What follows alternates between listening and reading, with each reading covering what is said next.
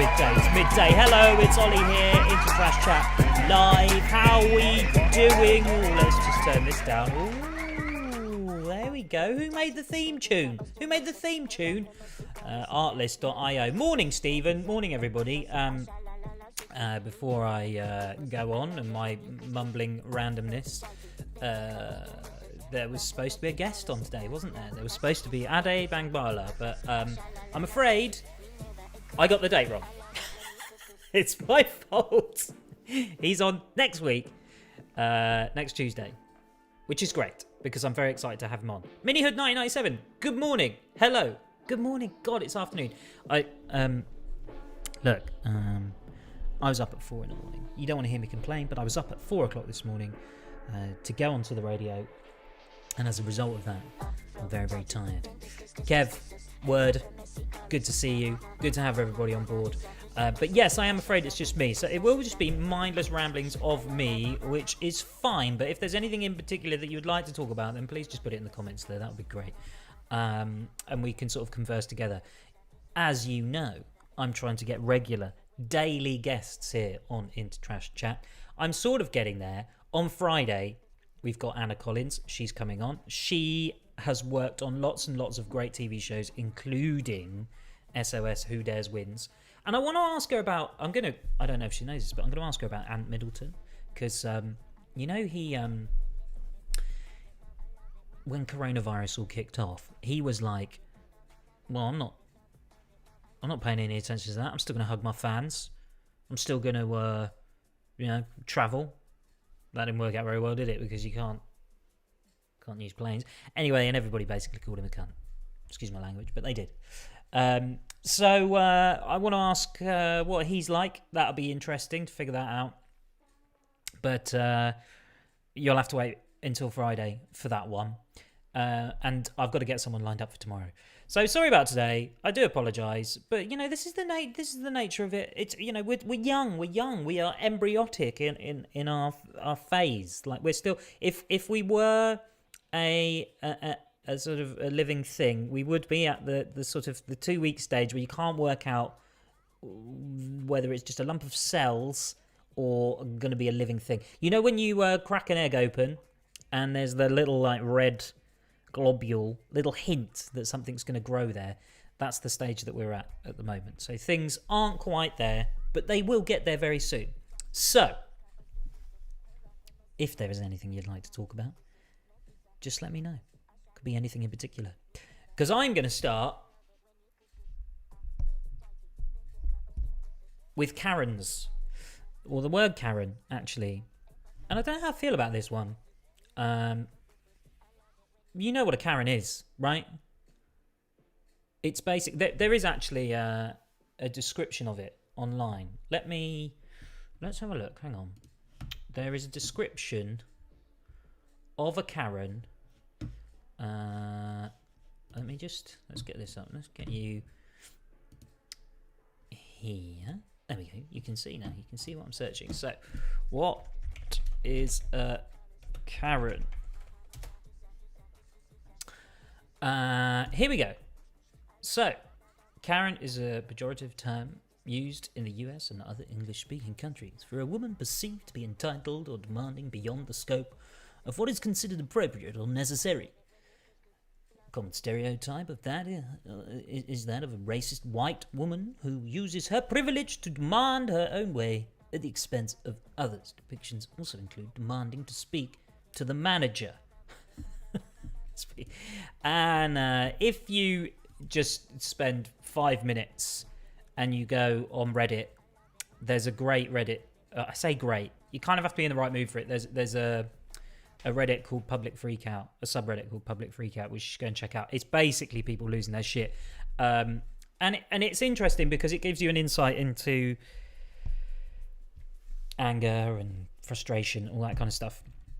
But the reason I wanted to pick up on the Karen thing is because I saw this story, right? So this is a BBC podcast, sparks controversy by asking, how can white women not be Karens, right? And I've been reading it this morning. And basically this podcast looks at many things, but including racism. And I think there is. Here we go. Life, love, and work in a white man's world. Let's help each other figure it out. Now, I am fully aware the fact that I am talking about this, a white man in a white man's world, is slightly unusual, but not unusual. In fact, it's very, very common. But I find the whole thing really fascinating because the criticism, Steve says, Katie Hopkins then, yeah, kind of, yeah. But I think it's more nuanced than that. Let me explain. The criticism, explain my thought anyway. See if you agree. I don't know.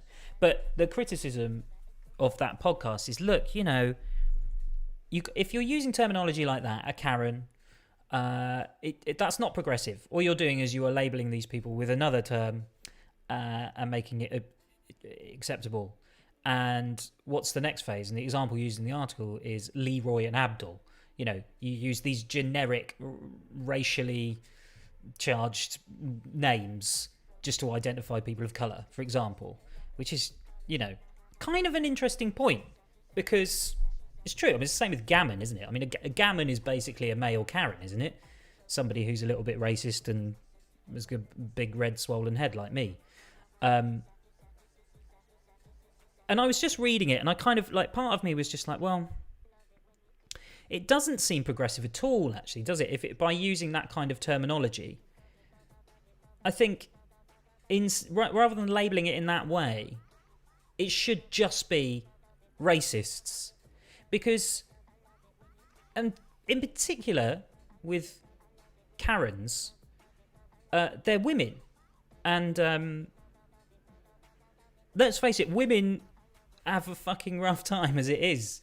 You know, they get discriminated against on a regular basis. Let's not forget that that's an ongoing battle. I mean, it's still going on, isn't it? So the term Karen is basically saying, shut up and move on. You're a woman of a certain colour, but still, I think it's not quite right. Let me just see what you guys are saying. Arguably a sexist term too. Well, yeah. Katie Hopkins is more of an unapologetic bigot. The idea of a Karen is someone who commits racist microaggressions while thinking, but I'm not a racist. Yeah, and do you know what? There's an interesting sort of difference between that, but they're still racist. But the reason I wanted to talk about it is because there was the local radio station I work at for the BBC. There's a chap there called Pat, lovely guy, who does the mid-morning show. And a while ago, before lockdown, or just as lockdown was about to start, he interviewed this woman called Chris. And she was in her 70s, and she was basically saying, I'm not going to lockdown. I don't give a shit. I'm going out. And he was like, what did you do today? And she's like, I want to go and see my mate. And I went to the shops. And he was like, you want to go and see your mate? And she was like, yeah. I went around her house. She didn't mind. It was all very nice. And he called her irresponsible because at that time you weren't supposed to visit people in their houses and things like that. And she was like, no, you're full of nonsense. And I appreciate that this isn't racism. But the characteristics of what she was saying could certainly be... could fit in the Karen umbrella, the Karen terminology. And anyway, yesterday or last week, she called back. So she called back after, you know, we've had over 100 days in lockdown, and she rang back and had a chat with Pat, and he was like, look, you know, how are you feeling now? And she said, well, look, I was wrong. You know, I got things wrong, and I'm sorry. I'm actually quite enjoying lockdown, all these kinds of things. And she completely changed her mind. And I found that really fascinating. And I think this in particular, with the sort of the term Karen, and it's not condoning any kind of behaviour, but I think it's a mistake to use that term because a lot of these women, particularly of a certain age, they seem to be portrayed as a certain age online anyway, I can imagine they've been maligned and sort of forgotten about and sort of pushed aside by their husbands or whatever throughout their whole sort of life. So when somebody comes along and sort of says, no, shut up again. And you know, even if they're right, which they are, especially when you're talking about racism, it can cause the reaction like Chris had, which is nobody's telling me what to do. I'm sick of it. I've had a life of it, kind of thing. It's a bit sort of an instant. It's almost like I'm so pissed off that I've been treated this way for my whole life. I'm not having it anymore. And the problem with that is often the reaction is misguided. This is just my thoughts, by the way. I'm not saying this is true. This is just my observations, and I am speaking live, so I could well regret what I'm saying, but I don't think so. I'm trying to think as I'm talking, and I think that, like Chris, who, you know, made a mistake when she was talking about lockdown, she then changed her mind, and I think a lot of these women in these Karen videos would be mortified to watch them back and be like, oh shit. Not all of them, but a lot of them. Amanda says, in the words of Jonathan Pye, the Karen thing is as pathetic and lazy as Gammon, Snowflake, and Triggered. Genuine debate is dead. I miss the good old days of just calling everyone cunts. Now that was true equality. Yeah. Bang on. They're racists. And I think we need to just get rid of this terminology and not brand it in that way. And it can, you know, misogyny, bigotry, racism can exist in all races, all types of people, male, female, whatever. Yeah, arguably, you don't need to argue very hard, but it's certainly more common in this country in white people, that's for sure. But it's not progressive at all. It makes no sense when you're trying to create equality in the world. Using those kinds of pejoratives just doesn't work. So, yeah, Snowflake, all that kind of stuff, it should just go and leave and fuck off. And we should just use twat, cunt, and racist. Sorry if you're offended by those words, but you know what I mean. So anyway, I just wanted to talk about that. And loving your comments. Thank you for getting in touch with those. I like it.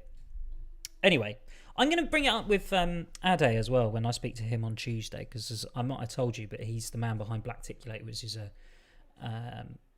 podcast which focuses on BAME communities and how they've succeeded and things that they do and that kind of stuff. He runs like workshops and stuff as well to give people, underprivileged people, access to education that they might not get. Like, you know, I mean, I need to ask him about this, so it'd be really interesting. It makes me feel like shit because I went to the same school, and I don't do that. I just go sit on the radio station or make a shitty video or make a podcast or something. So I'm not helping anyone. But maybe I should. Maybe I should go and help people. So yeah, that's interesting. This afternoon, I told you it's just me, by the way. Apologies. It is just me rambling on. Minihood 1997. There are men using the term Karen as a veneer over their sexism. Yeah, 100%.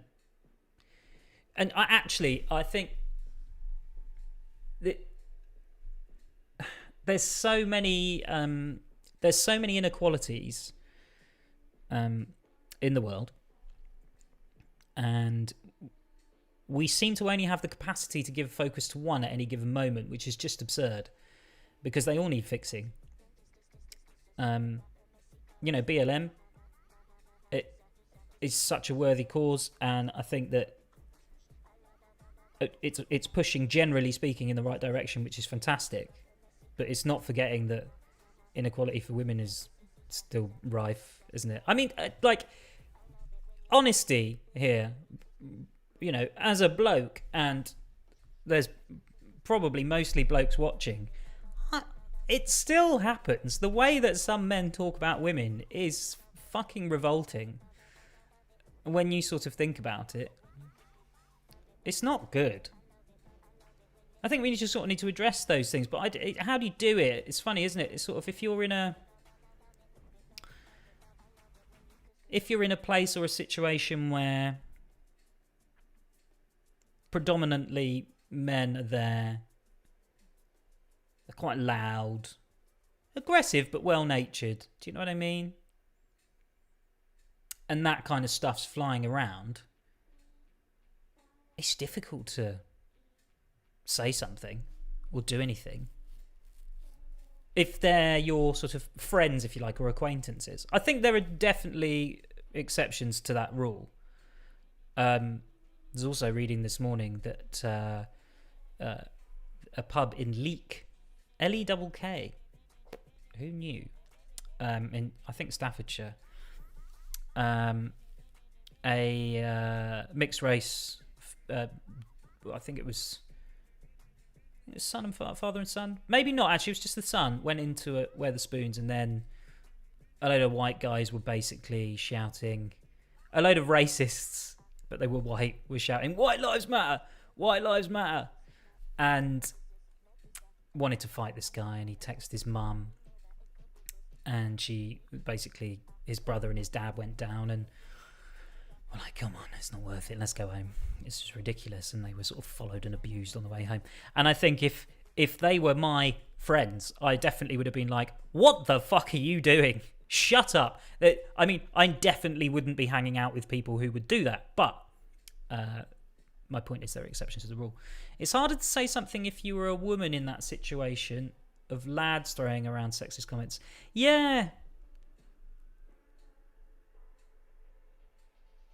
that's true.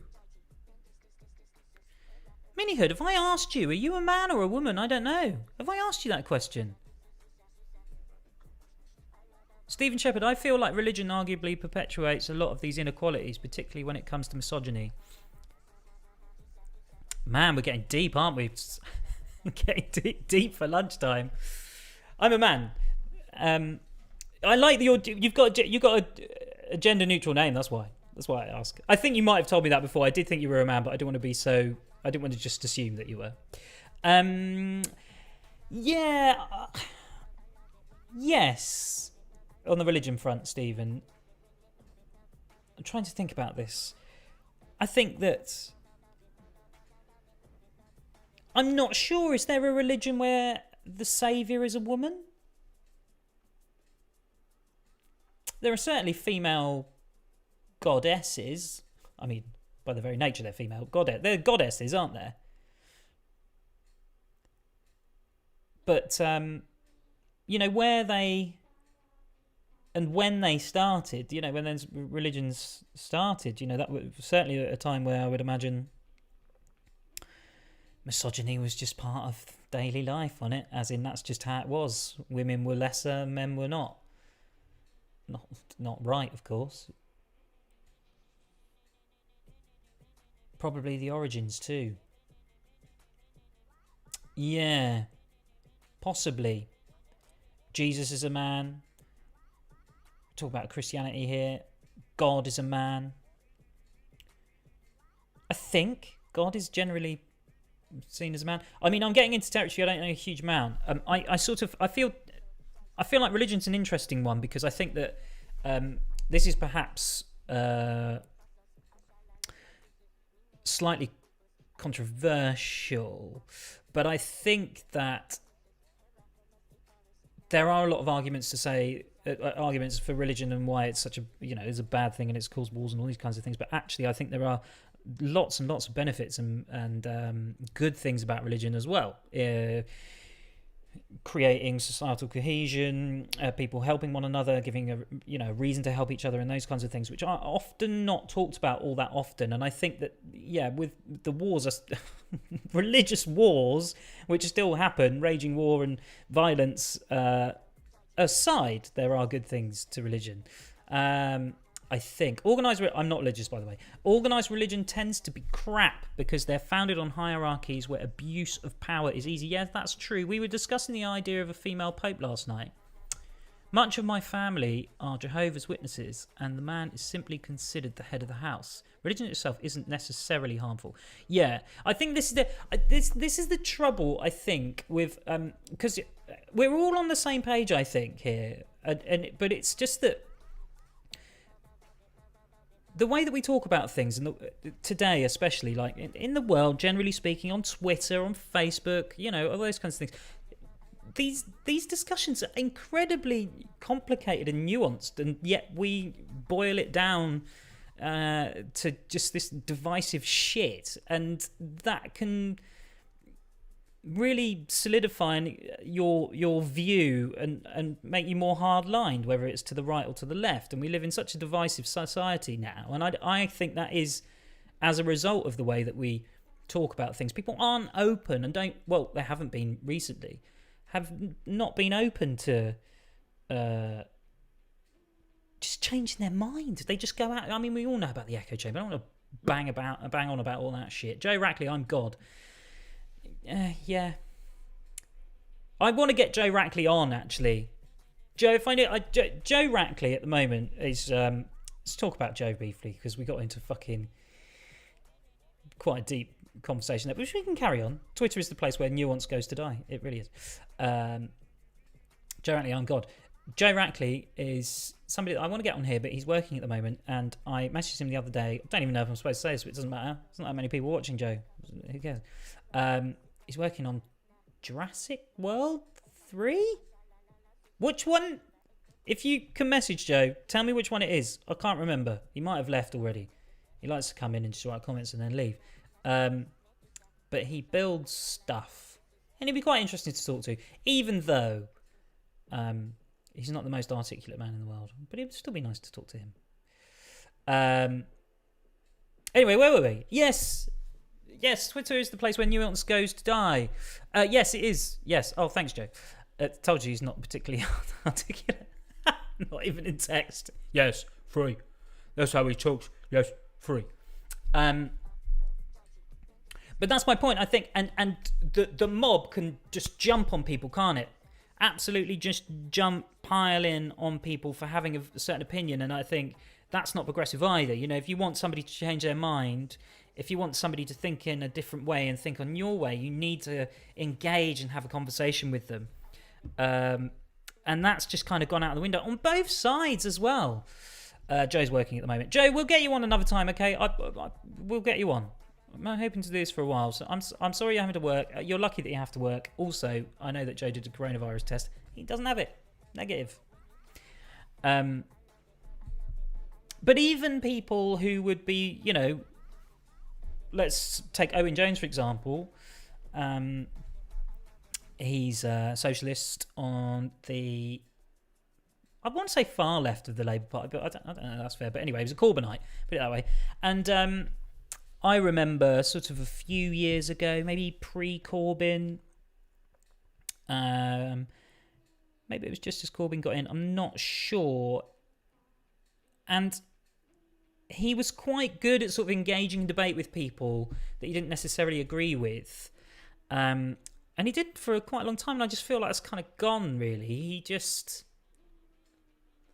Whether he sort of just snapped one day and just thought, oh, fuck this, can't be bothered with this. Because he's certainly been hurled abuse his way over the years. He certainly has homophobic abuse and all that kind of stuff, so it become tiresome after a while. But I feel like he's left little space for those kinds of debates now. I might be wrong. The problem is that you can't persuade people who don't come to the discussion in good faith.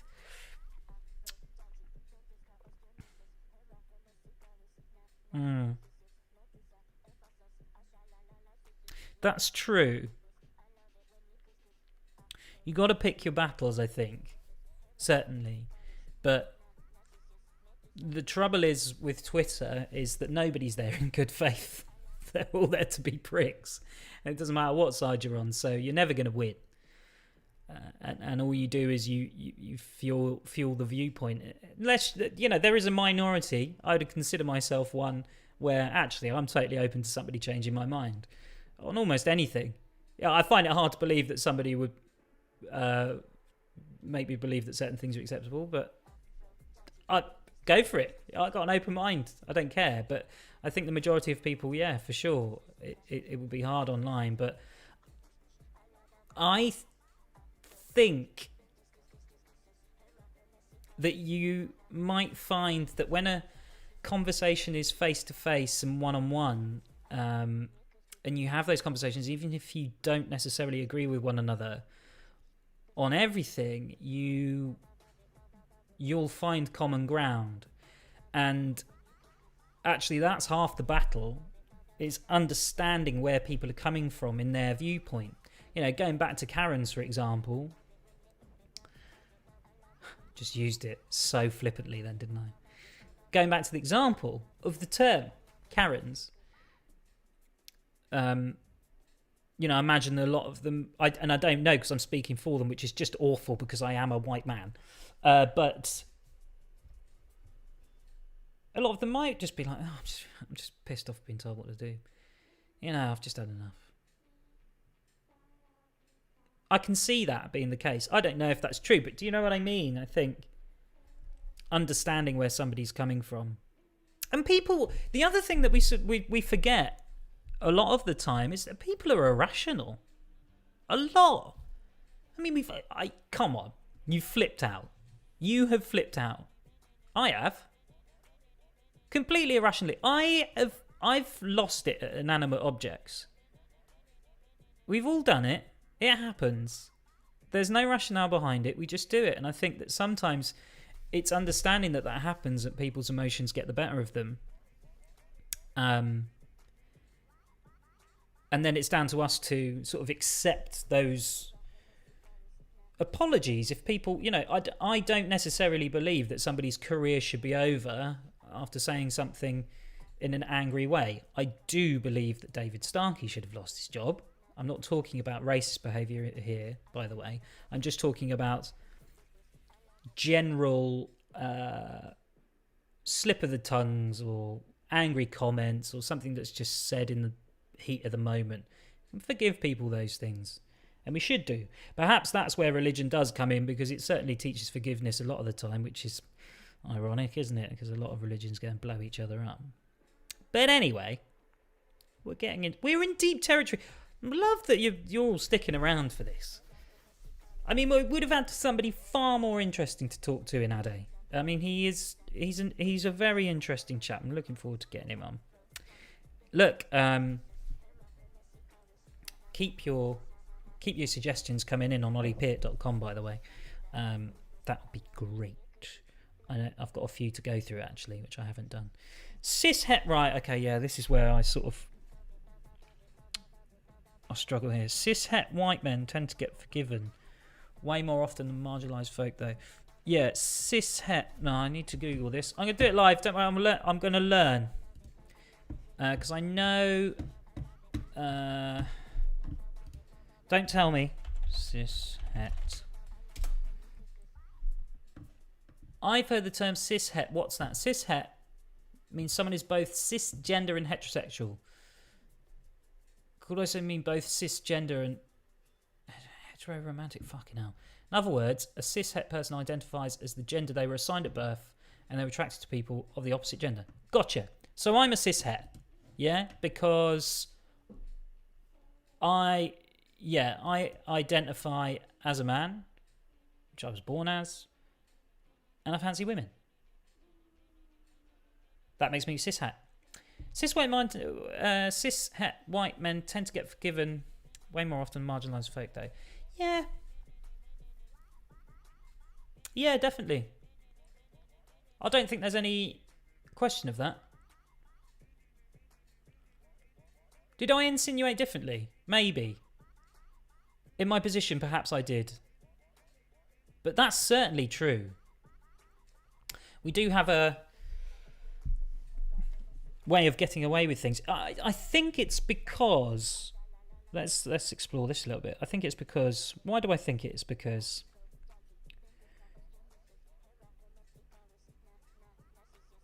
The narrative of it is that cishet white men are normal.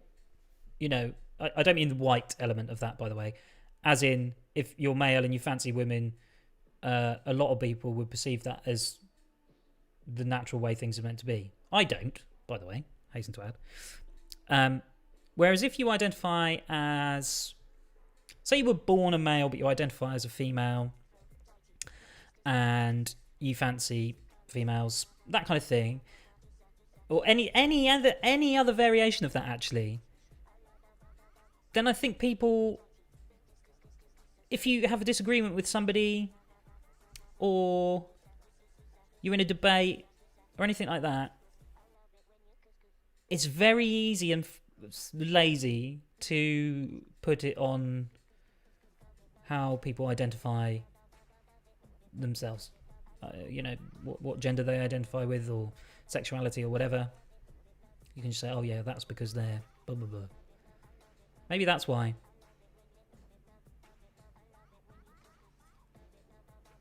Whereas they could just be a cunt. This is the point, isn't it? Like, it doesn't matter what walk of life you're from. You can still be a dickhead. You didn't insinuate differently. It's just that when we advocate for forgiveness, the natural bias of society towards cis white men means that forgiveness will advantage us. Yeah. I think you're right. You've put it in a way more concise, well thought out way than my mindless ramblings. We need to be explicitly anti-bigotry. Yeah, I agree. Like, this is the thing. I mean, this is kind of the there's a lot of anti-trans accusations heading towards J.K. Rowling at the moment, aren't there, for her sort of view on things. And actually, it sort of goes back to what we were saying before. I think, basically, she doesn't like that people can identify as a woman, and then I'm making light of this ever so slightly, but then can go into a female changing room or whatever, that kind of thing. And she's like, women are women, men are men. That's a biological fact. Where the argument on the other side is, well, no, you can be born a man, but you can identify as a woman, so on and so forth. It's a very complicated debate, and I'm not going to try and answer any of those questions now, but I think that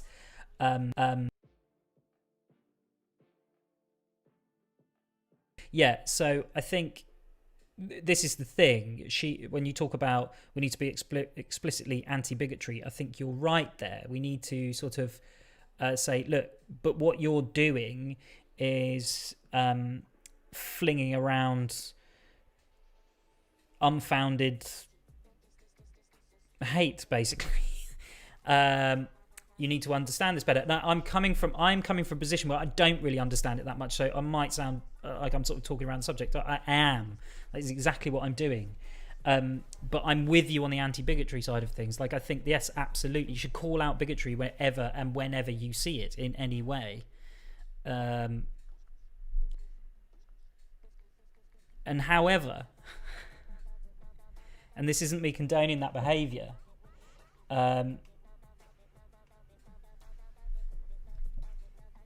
J.K. Rowling has certainly been a victim of abuse in the past.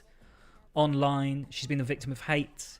I'd imagine that she's got a lot of hate from trans people as well. And that's where things do become problematic. Because if you hurl abuse from any kind of, you can still be a twat even if you're on the right side of the argument. And I guess that's my point.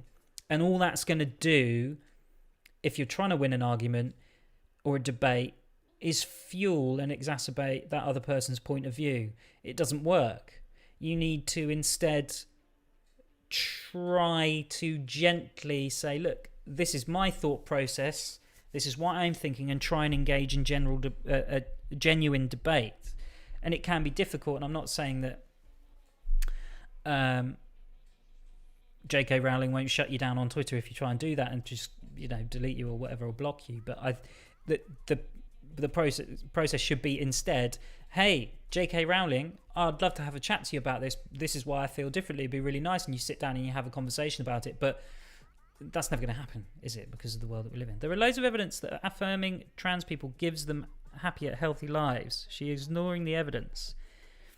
Yeah, to be clear, I'm not condoning her behaviour at all. I'm not condoning her point of view. I personally don't know enough about it. I believe you. Believe what you're saying to me. I'm not throwing that in a bin. I'm just saying that the way that people might try and win her round is the wrong way. It's not their job necessarily to do that. She's somebody in a position of power, and she has lots of influence, and she has lots of, she has a large online following, so she has a huge amount of responsibility that comes with that. But to try and sway anyone's opinion needs to be done in a more delicate and nuanced way than hurling abuse. Same from her, by the way. No, she's not going to gain any fans by doing that. But it's complicated, isn't it? And I was umming and ahhing a lot there because I don't know a lot about the anti-trans debate and chat. Minihood seems to, which is great. I'm liking this. Thanks, Minihood. If someone is willfully ignoring the evidence, at what point do we give up on changing their mind and instead try to get them to shut up? That's a great question. That's a great question.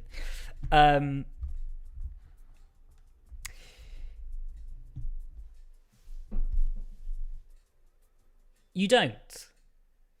If that's your aim, if you are a trans activist and you are in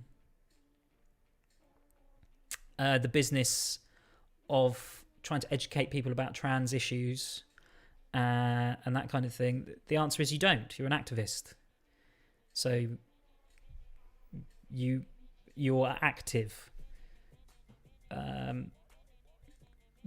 Being an activist in any walk of life, whether it's in climate, whether it's with gender issues, whether it could be an activist in anything. If that's the passion and the area that you want to focus on, and you are an activist in that area, it is your job and your responsibility to educate people about the thing that you believe in. So the answer is you shouldn't give up. And I don't think, it doesn't matter how many times you're banging your head against the wall trying to persuade people and trying to get people on side. Actually, whatever the issue is, just to sort of step away from the trans thing for a moment, because I don't know enough about it, but let's talk about climate change, for example. You have to think again about how you engage with people and how you talk with people to persuade them and to get them onto your side. If it's not working, you don't shut people up, because it doesn't work. If you just said, oh, well, just shut up to J.K. Rowling, that doesn't work. It doesn't shut her up. If anything, drives her underground and doesn't help. There's different. This is why it's really difficult to have a full-on conversation about this on my own, in my own chair. But there are certain complexities in those. In that, I think there is a difference between free speech and hate speech. But that's a different route. And my brain's melting. Most people can be persuaded about climate change. We won't persuade the CEO of Shell. No, listen. I think you're wrong. Let me explain what I mean when we're talking about activism. Your job as an activist, I'm not talking about you specifically, but if you decide to be an activist in whatever area it is that you choose, are we talking about J.K. Rowling or climate change? Both. We're talking about changing people's opinions. But if that is your view and it's not getting through to the CEO of Shell or J.K. Rowling, you need to change how you approach it. You need to change how you try and persuade them, because your message isn't getting through. So with the CEO of Shell, I would imagine money would work.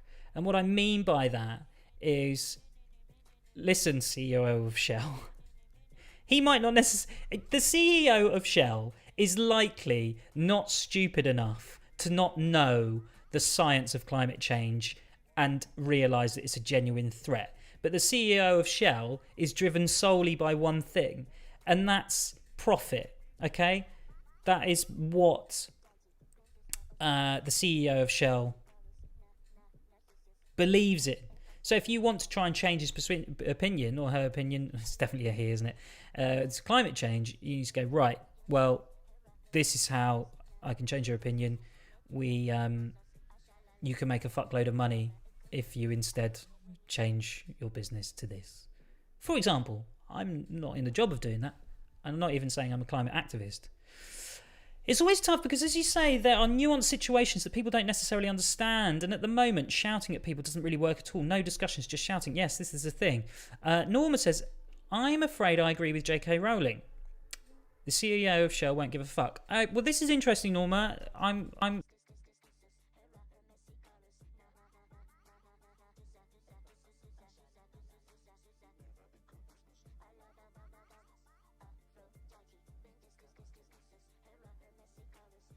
somebody who doesn't agree with your point of view, and they're not willing to look at the evidence and